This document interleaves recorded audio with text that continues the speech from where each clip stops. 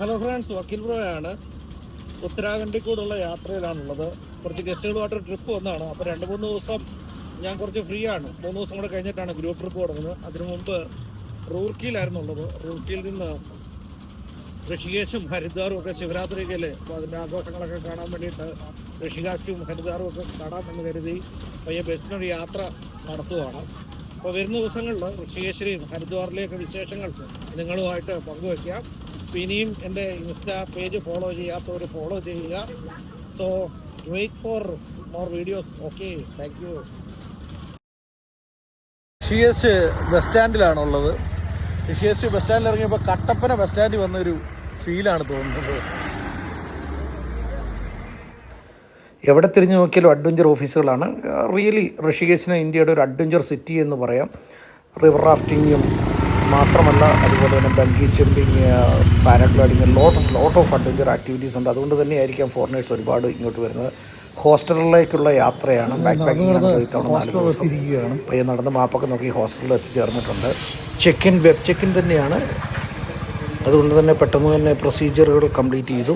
നമ്മുടെ സാധനങ്ങളൊക്കെ സേഫായിട്ട് സൂക്ഷിക്കാൻ വേണ്ടിയിട്ട് ഇവിടെ കൃത്യമായി ലോക്ക് ചെയ്ത് വെക്കാൻ വേണ്ടിയിട്ട് നമുക്കൊരു ചെറിയ കബോർഡും ലോക്കും എല്ലാം സൗകര്യങ്ങളുണ്ട്.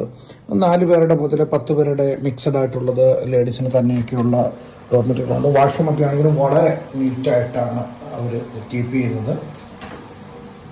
ഒരുപാട് യൂറോപ്യൻസ് ഒക്കെ ഒന്ന് താമസിക്കുന്നതാണല്ലോ.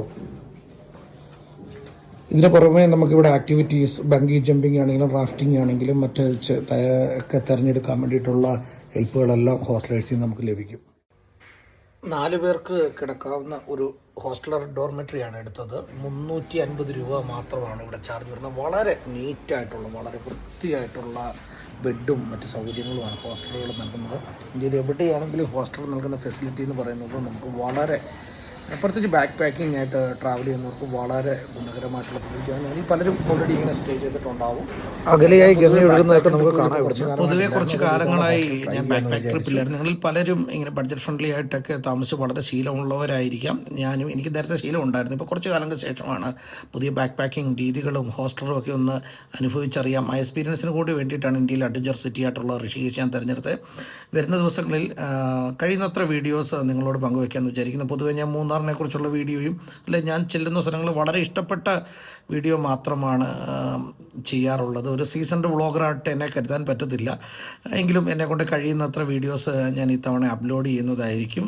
ഇനിയും ഫോളോ ചെയ്യാത്തവർ ഫോളോ ചെയ്യുക. നിങ്ങൾ ഫോളോ ചെയ്യുന്നത് തന്നെയാണ് എനിക്ക് കൂടുതൽ വീഡിയോ ചെയ്യാൻ ഇൻസ്പയറിംഗ് ആവുന്നത്. Thank you all.